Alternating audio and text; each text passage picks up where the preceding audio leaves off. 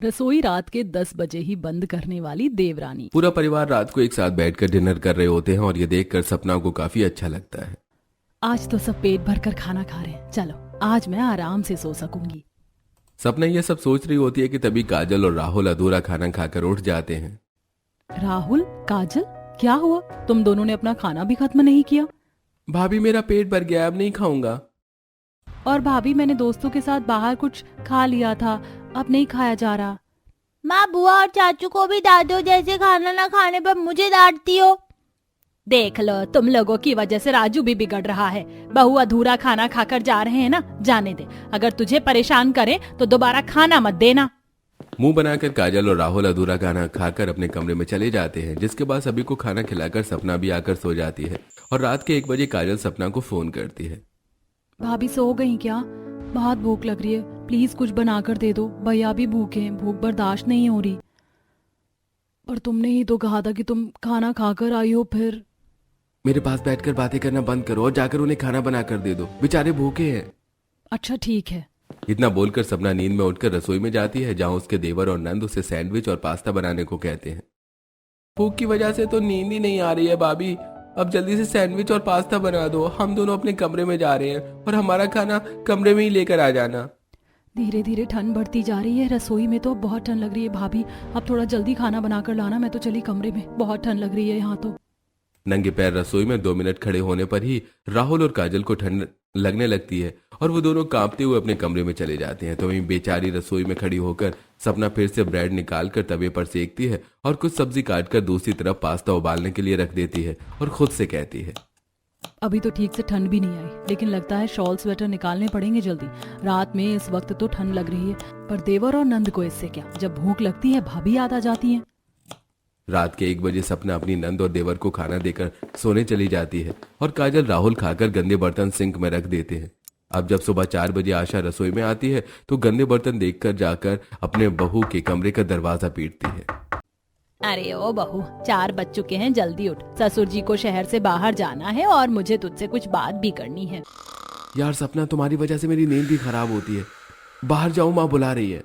दिवाकर के उठाने पर सपना बाहर आती है और आशा उसे रसोई में ले जाकर गंदे बर्तन दिखाते हुए कहती है, बहू ये क्या है, बता जरा। तुझे मैंने बोला है ना कि हमारे घर का रिवाज है, गंदे बर्तन सिंक में नहीं रहने चाहिए। पूरी रात गंदे बर्तन सिंक में पड़े थे। माँ जी, मैंने तो सारे बर्तन साफ कर दिए थे। रात में नंद जी और देवर जी को भूख लगी थी, उनके लिए मैंने पास्ता और सैंडविच बनाया था, ये उसी के बर्तन हैं। जानती हूँ मैं तो खुद उन्हें टोकती हूँ, पर क्या करूँ, ये लोग किसी की सुनते कहाँ हैं। पर तू इस घर की बहू है, तुझे तो घर का ख्याल रखना चाहिए ना। अगली बार ऐसी गलती मत करना, जब तक वे खाना ना खा ले तब तक मत सोना और गंदे बर्तन साफ करके ही सोना। जी माँ जी, आगे से ध्यान रखूंगी। अच्छा चल, अब जल्दी से अपने ससुर जी के लिए पराठे और आलू की भुजिया बना दे, 6 बजे की उनकी ट्रेन है, उन्हें अपने दोस्त के बेटे की शादी में जाना है। इतना बोलकर आशा वहां से चली जाती है। सपना कुछ आलू लेकर उन्हें काटते हुए खुद से बुदबुदाती है, बहू हूँ इसीलिए मना भी नहीं कर पाती, संस्कार बीच में आ जाते हैं। पर भगवान जी, मेरी देवरानी ऐसी भेजना जो इन सबको सीधा कर दे। सपना अपने ससुराल वालों की आदतों से काफी ज्यादा परेशान हो चली थी। इसी तरह कुछ हफ्ते बीत जाते हैं और विनोद घर वापस आ जाता है और सब लिविंग हॉल में बैठकर बातें करते हैं। आ गए पापा? भाभी, पापा के लिए चाय बना लो। पापा, बहुत दिन से हमने बाहर डिनर नहीं किया, क्यों ना बाहर चले, भाभी को भी थोड़ा आराम मिलेगा। हाँ पापा, आज बाहर चलते हैं, ट्रीट मेरी तरफ से। क्या आज हम बाहर खाना खाने के लिए जाएंगे? फिर तो मैं बहुत सारा पिज्जा, मैक्रोनी, बर्गर और गार्लिक ब्रेड जैसी चीजें खाऊंगा। खा लेना बेटा, पर बाहर जाने से पहले मेरी भी एक बात सुन लो। राहुल की भी शादी की उम्र हो गई है। शादी में मेरी नजर एक लड़की पर पड़ी है। लड़की बहुत अच्छे घर से है और अगर राहुल की शादी उस लड़की से पक्की हो गई तो अगली ट्रीट मेरी तरफ से होगी। भैया, आपकी उम्र हो गई है, अब तो आप भी शादी के लिए हाँ कर ही दो। इस तरह पूरा परिवार बाहर खाने का प्लान बनाता है। पूरा परिवार आज बाहर खाने वाला था, इसलिए वे काफी खुश थे, पर उनसे ज्यादा खुश सपना थी। कुछ ही देर में वे लोग बाहर खाने के लिए निकलते हैं और एक बड़े से रेस्टोरेंट में जाते हैं। इतना तो तुम लोग खा भी नहीं पाओगे जितना तुमने ऑर्डर कर दिया। ये दाल, paneer, Maggi, chowmein, bread, sandwich, naan, पराठे, भटूरे, रसगुल्ले, रसमलाई, काजू कतली, फाफड़ा, इडली, डोसा, इतना सब कुछ मंगवाने की क्या जरूरत थी? कोई बात नहीं माँ, कभी कभी तो बाहर आते हैं खाने के लिए। हाँ वो सब तो ठीक है, पर तुम जानते हो ना तुम्हारे पापा बाहर का नहीं खाते। कोई बात नहीं आशा, कभी कभी खा लेना चाहिए। आज मैं बाहर का ही खा लूंगा। ये क्या चमत्कार हो गया, पापा आज बाहर का खाएंगे? इसका मतलब मुझे घर जाकर खाना नहीं बनाना पड़ेगा। पूरा परिवार एक साथ मिलकर रेस्टोरेंट में डिनर करता है, पर क्योंकि विनोद बाहर का खाना नहीं खाता इसलिए वो सबकी खुशी के लिए बस खाने को टेस्ट कर लेते हैं और घर जाकर कपड़े बदलकर सोने की कोशिश करते हैं। क्या हुआ जी, बाहर का खाना खाने की वजह से तबीयत खराब है क्या? अरे आशा, क्या ही तबीयत खराब होगी, बाहर का खाना तो मुझे हजम ही नहीं होता। वो तो बच्चों का दिल रखने के लिए बस मैंने एक आध आइटम खा लिया था। मैं बहू से कह दूं, वो आपके लिए कुछ बना देगी। अरे नहीं नहीं आशा, बहू को क्यों परेशान करना, वो भी हमारे साथ बाहर गई थी, बेचारी थक गई है, आराम करने दो। इस तरह विनोद आशा को मना कर देते हैं, पर रात के 2 बजे जब उन्हें भूख बर्दाश्त नहीं होती तो वो उठकर रसोई में खाने की तलाश करने लगते हैं, पर उन्हें कुछ नहीं मिलता। अरे घर में तो कुछ भी नहीं रखा है, जिसे गर्म करके खा लूं। लगता है अब बहू और आशा को परेशान करना ही पड़ेगा। इस तरह विनोद आशा के पास जाते हैं और उसे उठाते हैं, जिसके बाद आशा अपनी बहू के कमरे में जाकर बाहर खड़ी होकर उसे आवाज देती है। आवाज सुनकर सपना घबरा जाती है। माँ जी तो कभी रात के समय मुझे परेशान नहीं करती, सब ठीक तो है? सपना जल्दी से दरवाजा खोलती है और आशा अपनी बहू से कहती है, बहू मैं समझती हूँ तू परेशान हो जाती है इस तरह रात के 12 बजे लोगों के लिए खाना बनाने पर तू तो जानती ही है तेरे ससुर जी बाहर का नहीं खाते। आज उन्होंने बाहर का कुछ नहीं खाया और तुझे परेशानी ना हो इसीलिए उन्होंने घर आकर भी तुझे कुछ नहीं कहा। अब भूख बर्दाश्त नहीं हो रही, उनकी तबीयत खराब ना हो जाए इसीलिए तुझे उठाना पड़ा। तू अपने ससुर के लिए खिचड़ी बना दे, जल्दी बन जाएगी। मैं बना देती पर उन्हें तेरे हाथ की खाने की आदत हो गई है। आशा सपना के दुख और परेशानी को समझती थी, इसलिए सपना मना नहीं कर पाती और चुपचाप रसोई में जाकर अपने ससुर के लिए खिचड़ी बनाकर उन्हें दे देती है और उनके खाना खाने के बाद सारे बर्तन साफ करके अपने कमरे में सोने के लिए जाती है। और इसी तरह आए दिन कोई ना कोई आधी रात को सपना को उठाकर उसे खाना बनवाता और बेचारी सपना किसी को मना नहीं कर पाती। ऐसे ही एक दिन शाम को सब चाय पीते हुए लिविंग हॉल में बैठे थे। ये लो, लड़की वालों की तरफ से जवाब आ चुका है। 2 दिन बाद ही हमें लड़की देखने के लिए जाना पड़ेगा, तो सब तैयार रहना। चलो अब मेरी देवरानी आ रही है, थोड़ा तो मुझे आराम मिलेगा। हे भगवान, बस मेरी देवरानी गाय जैसी सीधी ना हो।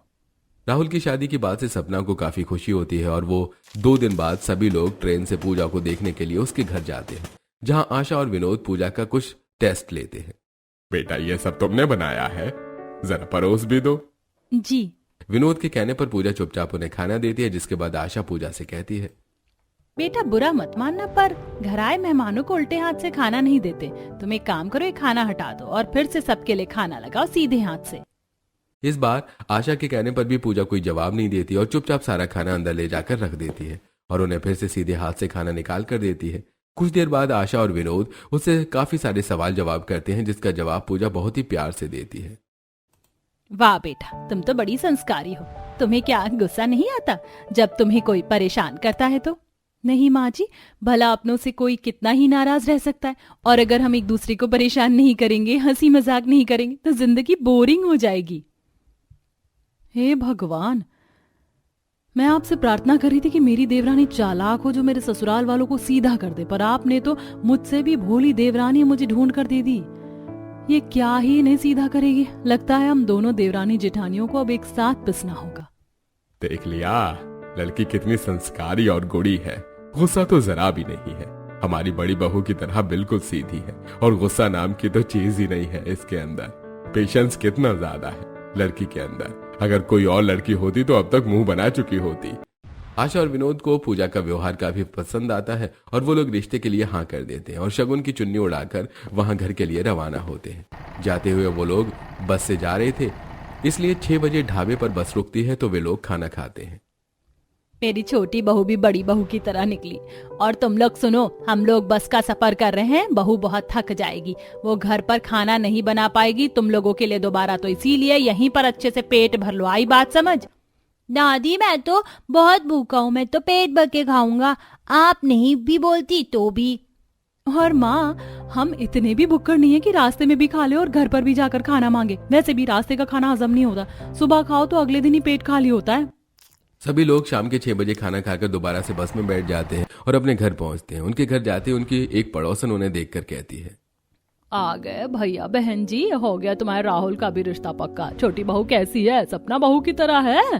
तो ठीक है, क्योंकि पूरे मोहल्ले में सपना बहू जैसी किसी की बहू नहीं है, वरना जिस तरह से तुम लोग अपनी बहू को परेशान करते हो, अगर मेरी बहू हो ना तो पति और बच्चे लेकर अलग हो जाए।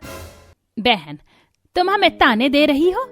आखिर कहना क्या चाहती हो कि हम लोग हमारी बहू को बहुत परेशान करते हैं?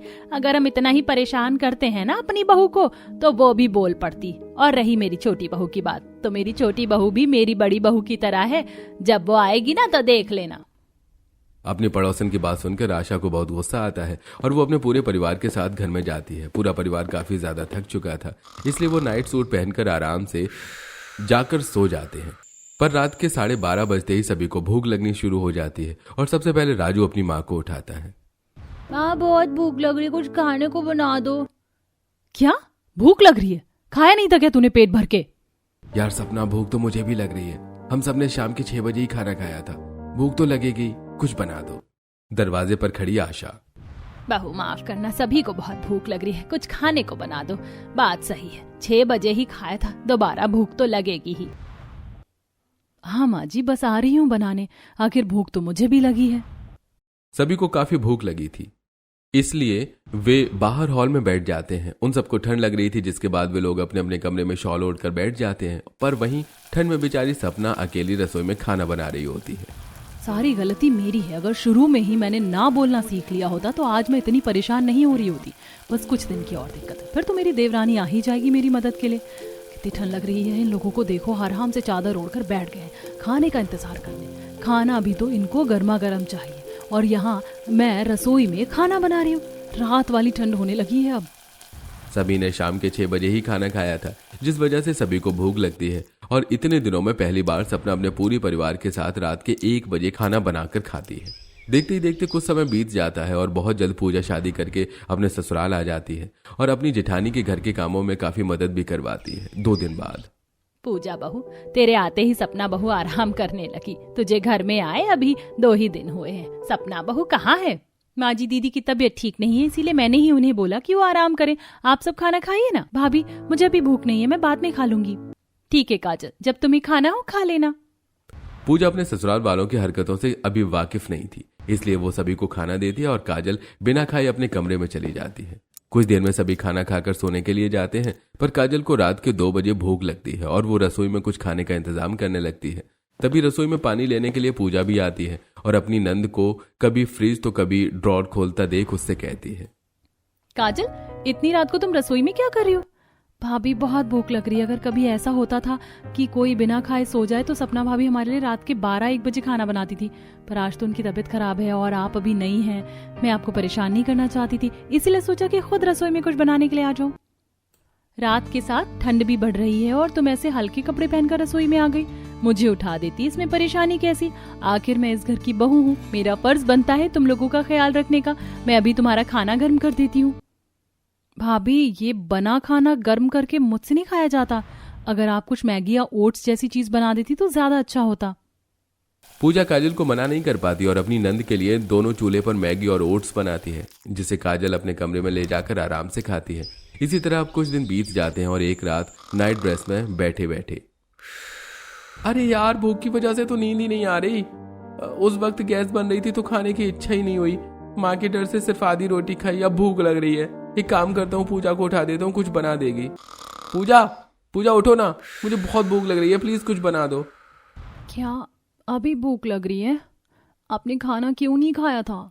यार तबीयत ठीक नहीं थी, अगर बना दोगी कुछ तो क्या हो जाएगा? उस दिन तुमने काजल के लिए तो बनाया था ना। ठीक है, बना देती हूँ।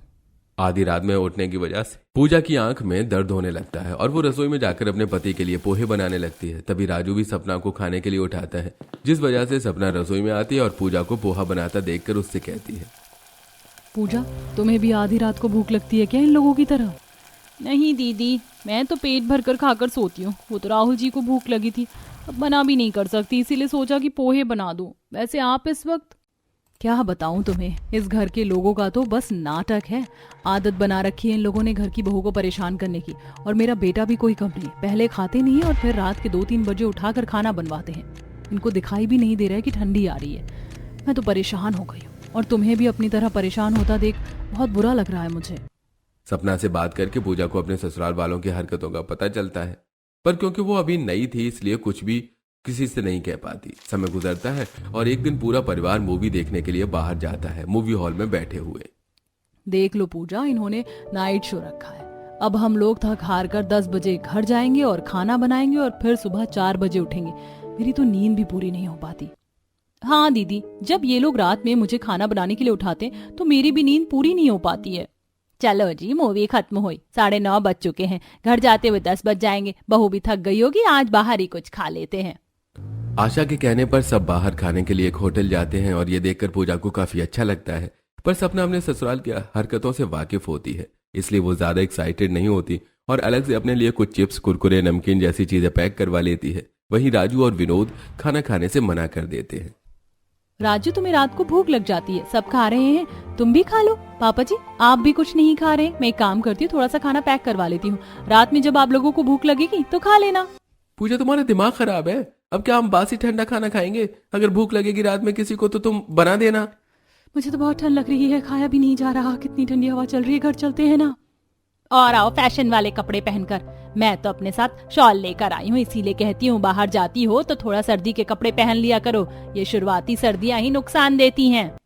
काजल को होटल के अंदर भी ठंड लग रही थी, इसलिए पूरा परिवार जल्दबाजी में खाना खाकर घर आते हैं और सब सोने के लिए चले जाते हैं। और रात के 2:30 बजे विनोद, राजू, काजल और दिवाकर सबको भूख लगती है और वे सपना और पूजा को खाना बनाने के लिए उठाते हैं, जिस वजह से पूजा को बहुत गुस्सा आता है।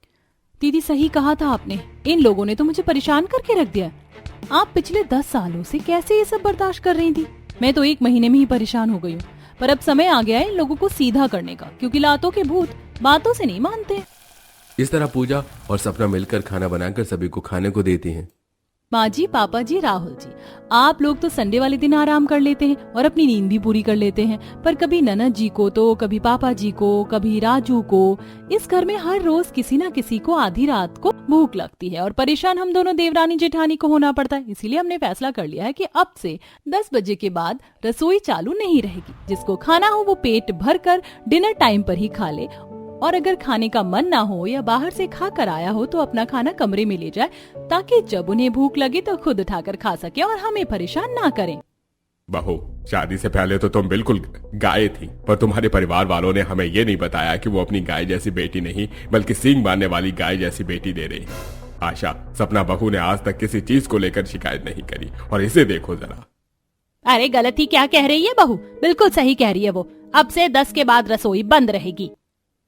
आशा अपनी दोनों बहू का इसमें पूरा साथ देती है, पर घर वाले इस बात को नजरअंदाज करके खाना खाकर चले जाते हैं। देखते ही देखते 2 दिन बीत जाते हैं और पूजा 10 बजे रसोई पर ताला लगा देती है। और इस बार जब दिवाकर को भूख लगती है और वो सपना को उठाता है तो सपना खाना बनाने से साफ मना कर देती है। अरे यार, आज तो पेट भर के खाना खाया था, फिर भी भूख लग गई। सपना कुछ बना दो ना। रसोई बंद हो चुकी है, ना मैं खाना बना सकती हूँ और ना ही देवरानी जी, और वैसे भी रसोई की चाबी देवरानी जी के पास है, तो उसी से जाकर बात कीजिए। इतना बोलकर सपना सो जाती है, जिसके बाद दिवाकर बाहर हॉल में आता है। कुछ ही देर में काजल भी बाहर आती है और वो भी रसोई के दरवाजे पर ताला देखकर अपने भाई से कहती है, मुझे लगा भाभी मजाक कर रही होंगी, पर इन्होंने तो सच में ताला लगा दिया। क्या करें भैया?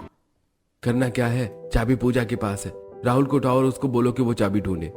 अब काजल राहुल को फोन करती है और राहुल अपनी जगह से उठकर चाबी ढूंढने लगता है। कभी वो तकिया हटाता है, कभी वो अलमारी खोलता है। ये देखकर पूजा की आंख खुल जाती है और वो अपने पति के सामने खड़ी होकर चाबी दिखाते हुए कहती है, क्या हुआ? इस चाबी को ढूंढ रहे हो? ये तो आप लोगों को मिलने से रही। एक दिन भूखे रहोगे तो अपने आप अकल ठिकानी आ जाएगी। इतना बोलकर पूजा उस चाबी को अपनी कमर में अटका कर सो जाती है और राहुल कमरे से बाहर जाता है और सारी बात अपने भाई और बहन को बताता है।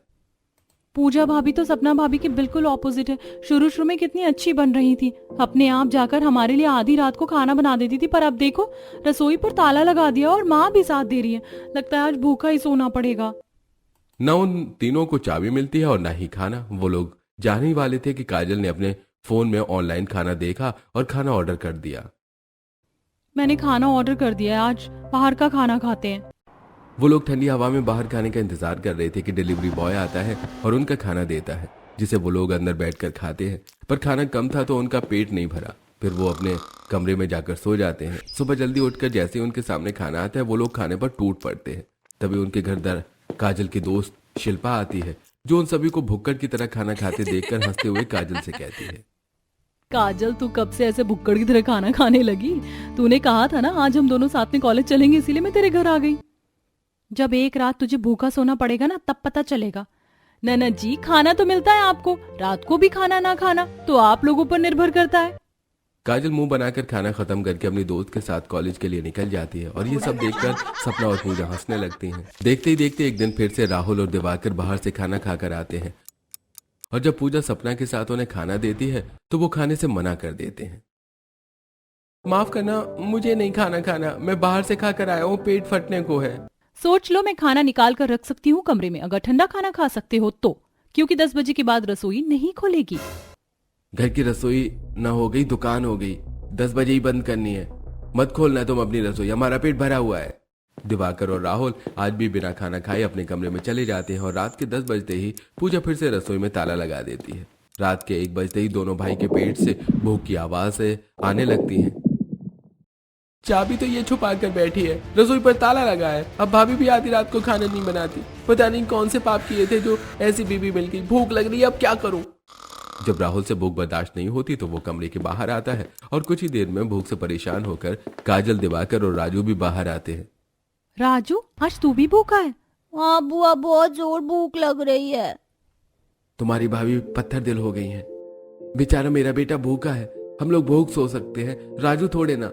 एक काम करता हूँ, मैं और राहुल बाहर कोई दुकान देख कर आते हैं, अगर कोई दुकान खुली मिली तो हम कुछ खाने को ले आएंगे। बाहर काफी ठंड होती है पर फिर भी दिवाकर और राहुल ठंड में कांपते हुए रोड पर जाते हैं, पर दूर दूर तक उन्हें कोई दुकान खुली नजर नहीं आती। भैया, ठंड का मौसम है तो लोग 10 बजे से ही पहली दुकान बंद कर लेते हैं। और लोगों की तो छोड़ो, जब घर में एक ही रसोई 10 बजे के बाद नहीं खुलती तो ये दुकान कहाँ से खुलेगी? सही बोला। अरे घर चलते हैं और कुछ ऑनलाइन ऑर्डर करके देखते हैं, महंगा पड़ेगा पर भूख भी बहुत लगी है। अब दोनों भाई घर जाते हैं और ऑनलाइन खाना सर्च करने लगते हैं पर उन्हें ऑनलाइन भी खाना नहीं मिलता। पापा कुछ करो, बहुत भूख लग रही है, मैं ब्रेड भी खा लूंगा। आप बस रसोई खुलवा दो और अब से मैं रात को खाना खाकर ही सोया करूंगा। बेचारा राजू, ये तो अभी छोटा है, भाभी को अपने बेटे पर भी दया नहीं आ रही और मुझे भी भूख बर्दाश्त नहीं हो रही। आप दोनों रहने दो, मैं अपनी किसी दोस्त को फोन करती हूँ। अब काजल अपनी दोस्त करिश्मा को फोन करती है जो कि सो रही थी, पर फोन की बेल की आवाज सुनकर जाग जाती है और बैठती है। यार तू पागल है, तुझे मैंने कितनी बार कहा है रात को खाकर सोया कर, जब कुछ ना हो तो अपने कमरे में रख कर सो। इतनी रात को तेरे भैया मेरे घर खाना लेने के लिए आएंगे तो लोग क्या सोचेंगे? तू कुछ और देख ले। मैं तो कहती हूँ अपनी दोनों भाभियों के पैर पकड़ ले, क्या पता रसोई का दरवाजा खुल जाए। मेरे घर में तो खाना है पर मैं चाहकर भी तुझे नहीं दे पाऊंगी, अब सोने दे मुझे। भैया, यहाँ भी बात नहीं बनी, अब शिल्पा से बात करती हूँ। काजल शिल्पा को फोन करती है। यार तूने खाने के लिए मुझे फोन किया है पर आज तो हम लोगों ने खुद बाहर से खाना मंगवाया था, मैं तुझे खाना नहीं दे पाऊंगी। Good night. तुम सब एक नंबर की निकम्मी हो, मेरी कोई दोस्त काम की नहीं है। इस बार भी पूरा परिवार पूरी कोशिश कर लेता है पर उन्हें कुछ खाने को नहीं मिलता। अब चारों हॉल में ही कंबल ओढ़कर सो जाते हैं। सपना जब अपने बेटे को भूखा सोता हुआ देखती है तो उसे रहा नहीं जाता और वो पूजा से बात करती है, जिसके बाद पूजा और सपना 4 बजे सुबह रसोई में खाना बनाती हैं और उन लोगों को उठाकर खाना देते हुए कहती हैं, आई होप कि अब आप लोगों को समझ में आ गया होगा किचन में हम दोनों आप लोगों की वजह से कितना परेशान होते हैं। कभी कभी खाना खाने के बाद भी भूख लग जाती है, इसीलिए कमरे या रसोई में कुछ चीजें रखनी चाहिए और जब भूख लगे तो खुद स्ट्रगल करना चाहिए, ना कि दूसरों को परेशान करना चाहिए। नहीं आए ना कोई भी काम? हाँ भाभी, हमें समझ आ चुका है, हम वादा करते हैं अब से बाहर पेट खाना खाकर सोएंगे और कभी भूख लगी तो आपकी नींद नहीं खराब करेंगे। इस तरह पूजा अपने ससुराल वालों को सीधा कर देती है और अगले दिन से वो लोग पेट भरकर खाना खाते हैं और रात को अपनी भूख का इंतजाम करके सोते हैं। जैसे काजल ने अपने रूम में इलेक्ट्रिक केटल रखी और इंस्टेंट नूडल्स के डिब्बे भी। जब उसको रात में भूख लगती वो केटल में पानी गर्म करती और फिर 15 मिनट में इंस्टेंट नूडल्स बना के भूख मिटा लेती। तो वहीं रात को Raju healthy dry fruits laddu खाता तो दोनों भाई वेफर और पैकेट्स आइटम से काम चलाते। इस तरह पूजा और सपना को 10 बजे के बाद रसोई में कदम रखने की जरूरत नहीं पड़ती और वो दोनों आराम करती हैं।